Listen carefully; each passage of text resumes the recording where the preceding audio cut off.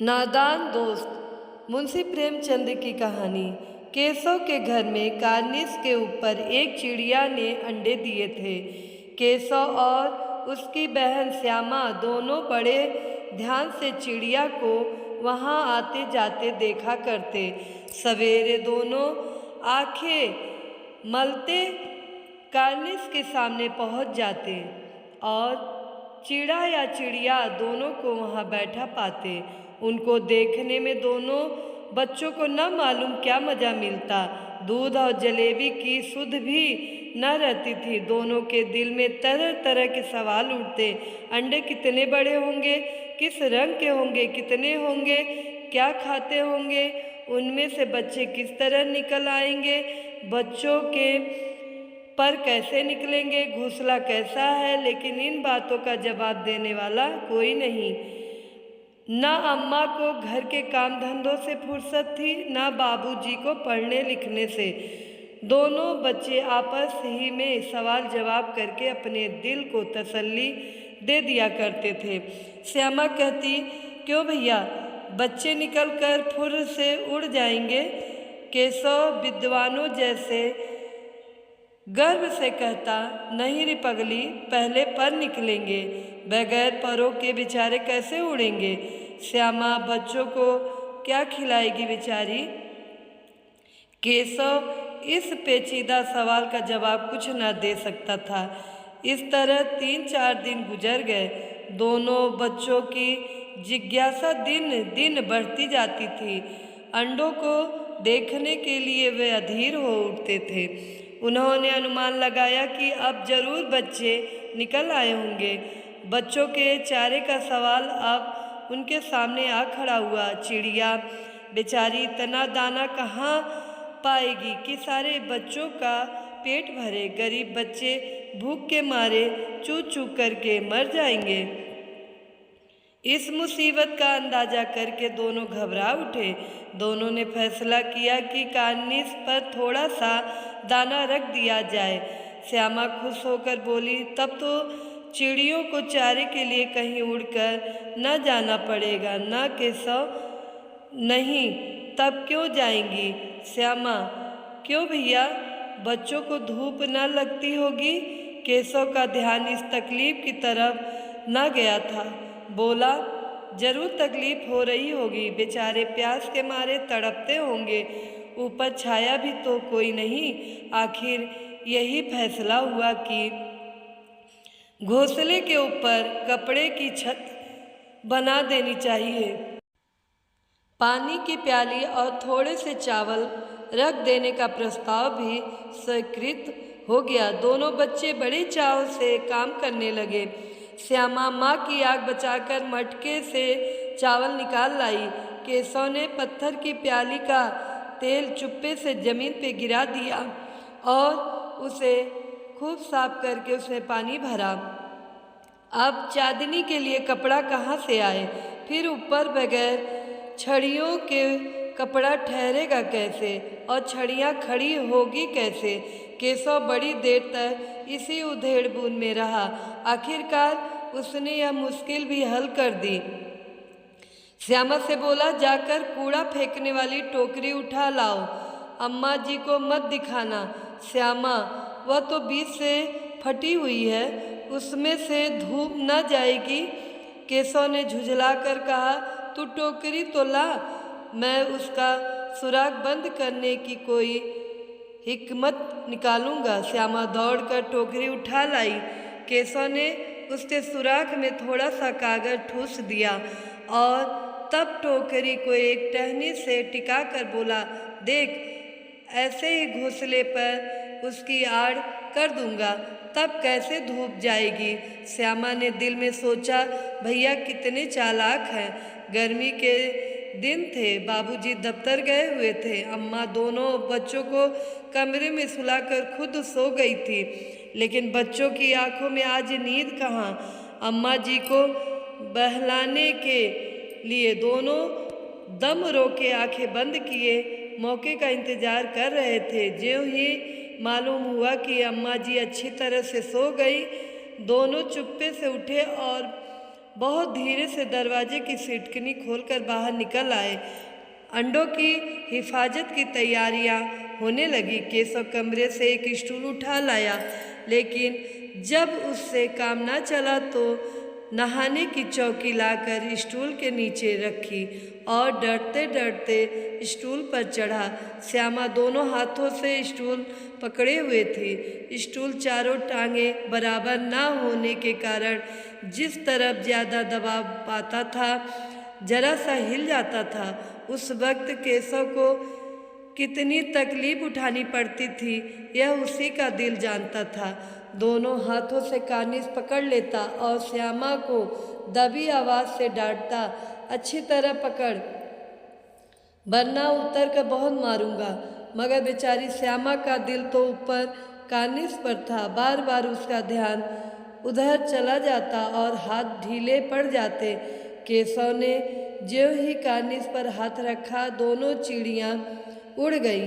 केशव ने देखा कार्निश पर थोड़े तिनके बिछे हुए हैं और उन पर 3 अंडे पड़े हैं। जैसे घोंसले उसने पेड़ों पर देखे थे वैसा कोई घोंसला नहीं है। श्यामा ने नीचे से पूछा, कैसे बच्चे हैं भैया? श्यामा, 3 अंडे हैं, अभी बच्चे नहीं निकले। केशव, जरा हमें दिखा दो भैया, कितने बड़े हैं? केशव, दिखा दूंगा, पहले जरा चिथड़े ले आ, नीचे बिछा दूँ, बेचारे अंडे तिनकों पर पड़े हैं। श्यामा दौड़कर अपनी पुरानी धोती फाड़कर एक टुकड़ा लाई। केशव ने झुककर कपड़ा ले लिया। उसकी कई तह करके उसने एक गद्दी बनाई और उसे तिनकों पर बिछाकर तीनों अंडों धीरे से उस पर रख दिए। श्यामा ने फिर कहा, हमको भी दिखा दो भैया। केशव, दिखा दूंगा, पहले जरा वह टोकरी तो दे दो, ऊपर छाया कर दूं। श्यामा ने टोकरी नीचे से थमा दी और बोली, अब तुम उतर आओ, मैं भी तो देखूं। केशव ने टोकरी को एक टहनी से टिका कर कहा, जा दाना और पानी की प्याली ले आ, मैं उतर जाऊं तो तुझे दिखा दूंगा। श्यामा प्याली और चावल भी लाई। केशव ने टोकरी के नीचे दोनों चीज़ें रख दी और आहिस्ता से उतर आया। श्यामा ने गिड़गिड़ा कर कहा, अब हमको भी चढ़ा दो भैया। केशव, तू गिर पड़ेगी। श्यामा, न गिरूंगी भैया, तुम नीचे से पकड़े रहना।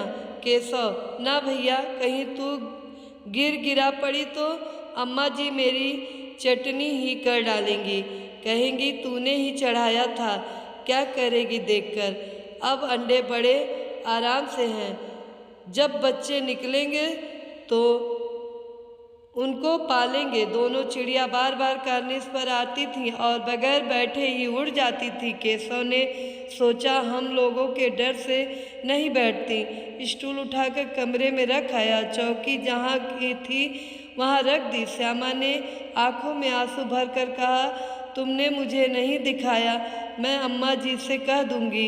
केशव, अम्मा जी से कहेगी तो बहुत मारूंगा, कह देता हूँ। श्यामा, तो तुमने मुझे दिखाया क्यों नहीं?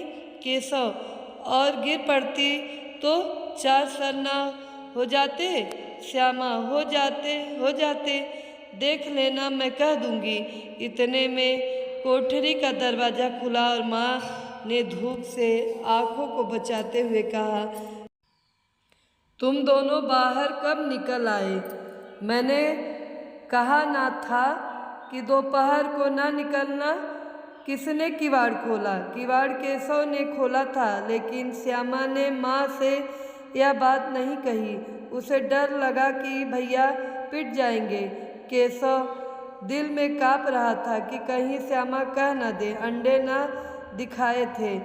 इससे अब उसको श्यामा पर विश्वास न था। श्यामा सिर्फ मोहब्बत के मारे चुप थी या इस कसूर में हिस्सेदार होने की वजह से, इसका फैसला नहीं किया जा सकता। शायद दोनों ही बातें थीं। माँ ने दोनों को डांट डपट कर फिर कमरे में बंद कर दिया और आप धीरे धीरे उन्हें पंखा झलने लगी।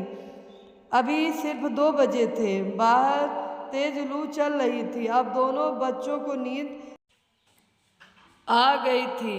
4 बजे एकाएक श्यामा की नींद खुली। किवाड़ खुले हुए थे। वह दौड़ी हुई कार्निस के पास आई और ऊपर की तरफ ताकने लगी। टोकरी का पता न था। संयोग से उसकी नज़र नीचे गई और यह उल्टे पांव दौड़ती हुई कमरे में जाकर जोर से बोली, भैया अंडे तो नीचे पड़े हैं। बच्चे उड़ गए। केशव घबरा कर उठा और दौड़ा हुआ बाहर आया तो क्या देखता है कि तीनों अंडे नीचे टूटे पड़े हैं और उनसे कोई चूने की सी चीज़ बाहर निकल आई है। पानी की प्याली भी एक तरफ टूटी पड़ी है। उसके चेहरे का रंग उड़ गया। सहमी हुई आंखों से जमीन की तरफ देखने लगा। श्यामा ने पूछा, बच्चे कहाँ उड़ गए भैया? केशव ने करुण स्वर में कहा, अंडे तो फूट गए। और बच्चे कहाँ गए? केशव, तेरे सर में देखती नहीं, अंडों में से उजला उजला पानी निकल आया है। वही तो 2-4 दिनों में बच्चे बन जाता। माँ ने सोटी हाथ में लिए हुए पूछा, तुम दोनों वहाँ धूप में क्या कर रहे हो? श्यामा ने कहा, अम्मा जी चिड़िया के अंडे टूटे पड़े हैं। माँ ने आकर टूटे हुए अंडों को देखा और गुस्से से बोली, तुम लोगों ने अंडों को छुआ होगा। अब तो श्यामा को भैया पर जरा भी तरस न आया। उसी ने शायद अंडों को इस तरह रख दिया कि वे नीचे गिर पड़े। इसकी उसे सजा मिलनी चाहिए। बोली, इन्होंने अंडों को छेड़ा था अम्मा जी। माँ ने केशव से पूछा, क्यों रे? केशव भीगी बिल्ली बना खड़ा रहा। माँ, तू वहाँ पहुँचा कैसे? श्यामा, चौकी पर स्टूल रखकर चढ़े अम्मा जी। केशव, तू स्टूल थाम नहीं खड़ी थी? श्यामा, तुम्ही ने तो कहा था। माँ, तू इतना बड़ा हुआ, तुझे अभी इतना भी नहीं मालूम कि छूने से चिड़ियों के अंडे गंदे हो जाते हैं। चिड़िया फिर उन्हें नहीं सेती। श्यामा ने डरते डरते पूछा, तो क्या चिड़िया ने अंडे गिरा दिए हैं अम्मा जी? माँ, और क्या करती? केशव के सिर इसका पाप पड़ेगा। हाय हाय, 3 जाने ले ली दुष्ट ने। केशव रोनी सूरत बनाकर बोला, मैंने तो सिर्फ अंडों को गद्दी पर रख दिया था अम्मा जी। माँ को हंसी आ गई, मगर केशव को कई दिनों तक अपनी गलती पर अफसोस होता रहा। अंडों की हिफाजत करने के जोश में उसने उनका सत्यानाश कर डाला। इसे याद करके वह कभी कभी रो पड़ता था। दोनों चिड़िया वहाँ फिर न दिखाई दी। मित्रों, आप सबको ये कहानी पसंद आई हो तो लाइक कीजिएगा, कमेंट कीजिएगा, ज़्यादा से ज़्यादा शेयर कीजिएगा और हमारे चैनल को सब्सक्राइब कीजिएगा। साथ में बेल आइकन बटन को प्रेस कीजिएगा। धन्यवाद।